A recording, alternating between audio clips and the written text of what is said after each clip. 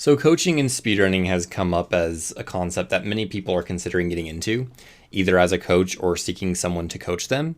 It's been floating around social media a lot and has divided the community in half, with a few people floating around the middle. A lot of people are meeting this with heavy opposition, giving serious concerns about what they think coaching is, why they think it's useless or even detrimental to the speedrunning community, and strongly discouraging others from engaging in the practice.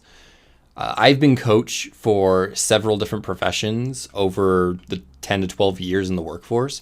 So I figured I would weigh in on my take on the speedrun coaching, why I think it would be beneficial to the speedrunning community, and what I think it would entail. I want to address this by splitting up coaching into two separate categories: performance and individual coaching. Now, performance coaching is exactly what you think it is. It's coaching one's performance in whatever they are engaging in. This can be anything from speedrunning to sales to even like hobbies and pastimes like exercise or lifting weights. There are hundreds of facets of life that benefit from coaching, and each of them have some type of performance coaching. Performance coaching has several perks that we'll go over.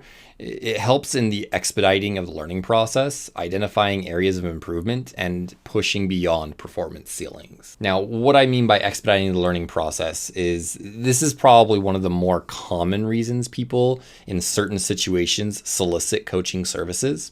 You see it every day to a small degree when you first get a job. I'm sure on your first day, you can examine how people work, where they're working, what they're doing, and get a general feel for what your responsibilities are and could eventually become efficient at it. However, if you had someone who is walking you through all of that and just telling you things like, this is where the bathroom is, this is how you clock in, etc., you would be able to get good at the job far more quickly. That's why they do it.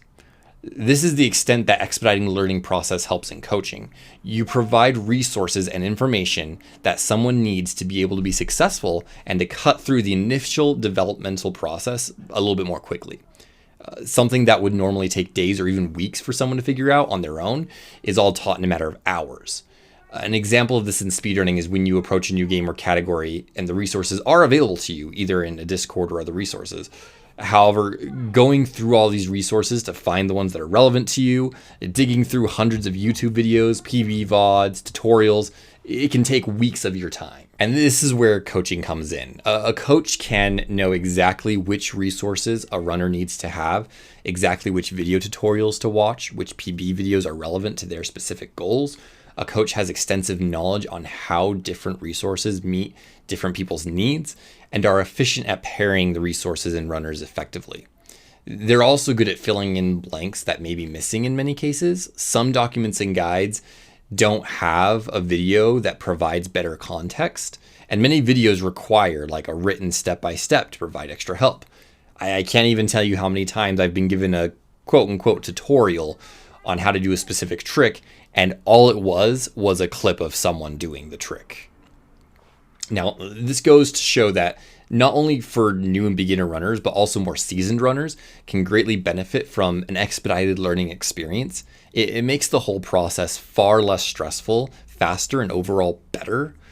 Not every person is the same and each learns a different way, which is why having a tailored coaching experience to improve is paramount to success. Otherwise, a runner ends up spending countless hours asking questions in a community when oftentimes they don't even know what question they need to be asking. They just know that they need help. Now, probably one of the most useful aspects of coaching is identifying areas of improvement. What this entails is essentially hours of going through gameplay reels to identify areas of runners' performance that could easily or readily be improved, find the ones that require the least amount of time or resources, and provide it to them. This is an invaluable resource to runners because often we can get caught up in what looks obvious to us as our weakest point as runners, but in reality would not be the most value to us to dedicate hours trying to improve. This is where a coach comes in handy. They comb through VODs, find areas where we struggle the most, then out of all those areas, find the ones that we stand to gain the most time with. Then all of those areas, they'll find the one that requires the least amount of effort and provide the resources and feedback to the runner that needs to be able to improve in that area. And I'll provide some contrast to what I just described above with a situation that many of you are familiar with. Instead, imagine a runner approaching a community and saying, hey, I feel like I'm struggling with this. Can you help me with it? Then they're going to post several clips because the other runners need to know, what the clips look like, what their gameplay looks like. Then they need to answer several questions. Then they need to go through a basic probing process so that runners can identify how to help you with that specific thing you approach them about. You can probably guess that I've gone through this a dozen times with dozens of games and sunk hundreds of hours into doing this. It's slow, it's ineffective, and the people who are helping you are all full of good intentions and they do their best. However, there is a more effective way about it, which is what I described previously. Another integral part of coaching is the actual teaching of the concepts. If the person you are coaching is new to the concepts you're coaching them in, then one-on-one training and instruction is highly effective and can shave months off someone's learning experience. In certain situations, the face-to-face or even just guided step-by-step help is incomparably better than anything else. Because there are some situations that even if you were to dedicate all the hours to getting help with something specific that you need help with, it may not even be enough. Now, I'll give you a good example of this. When I was learning Pillar Clip in The Legend of Zelda Twilight Princess 100%, I had spent nearly 300 hours over the course of a year practicing that trick, and it would never be able to get it any less than third try, losing like 3 minutes every run.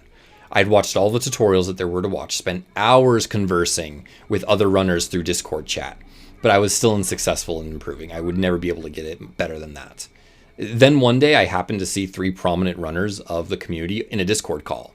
So I hopped in and asked for some help.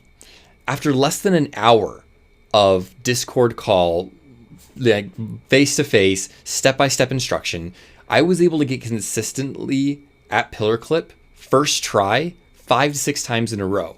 And then when I did Twilight Princess 100% in a marathon setting, I got the trick first try. Again, this was after years of tutorials, Discord chats, and endless practice. You just cannot replace that one-on-one, step-by-step coaching experience. Now, as far as pushing beyond performance ceilings, this aspect of performance coaching is one that is most seen on the surface level. In this, the runners are already at the top level, and they are needing to just push past that little bit extra. As with anything, speedrunning often has learning curves, and as you reach the top of that learning curve, it can be hard to see improvement without serious work and dedication. This push can be expedited and supported by a coach. I'm going to talk about coaching of an individual in a bit, which is probably the biggest aspect in pushing beyond performance ceilings, but there is a performance aspect in overcoming ceilings that coaching can definitely help with. This is where things like consistency and dedicating large chunks of time, like 1 to 3 hours a day, can come into play. However, if you're not doing this practice in a smart and efficient way, the results will take much longer to manifest, if they do. The way that coaches help with this on a performance level is again by identifying the areas where the runner can stand to gain the most out of their practice. Then the coach provides resources, advice, etc. The difference being that they are far more stringent on the specific areas of improvement rather than being broader and more lenient like you would be when you're still at a, bottom level or even mid-tier runner. Now, talking about individual coaching, this is the part of coaching that you'll see more seasoned runners benefit from the most. Individual coaching has a lot less to do with addressing performance, and it's more about how the runner's own approach goes on improvement. Because ultimately, the runner's own improvement falls on their own actions, and there's nothing that a coach can do to force them to get better. This is why a crucial part of coach's job is to ensure that a runner is doing everything that they can to grow. The 2 main ways that coaches help in individual coaching is they become a source of accountability and they become a source of encouragement.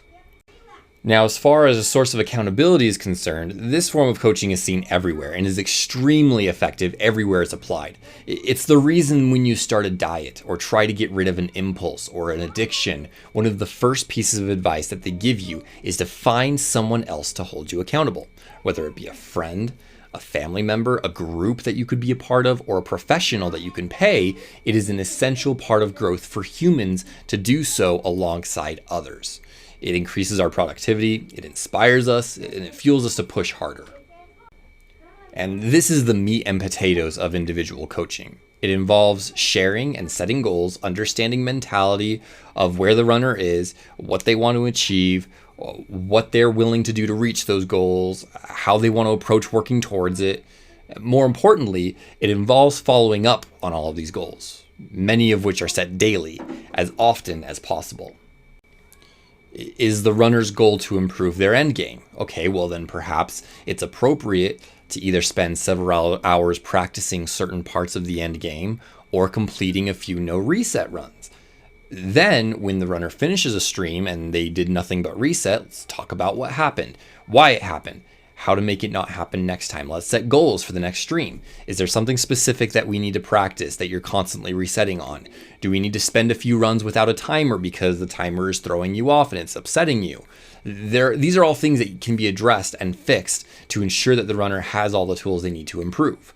Essentially, the role of the coach is to be a second voice with the same experience that the runners themselves have. In addition to this, it gives the runner an extra boost to then meet the tasks that they've set for themselves to reach their goals.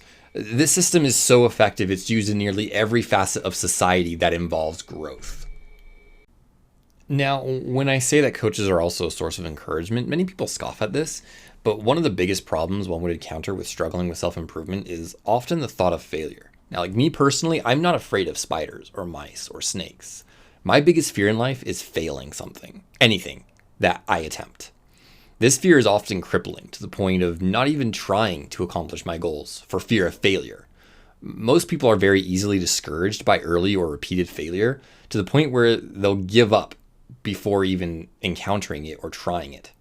I can't tell you how easy it is to get in your bubble of, okay, if I don't get blank trick first try, then I'm going to reset.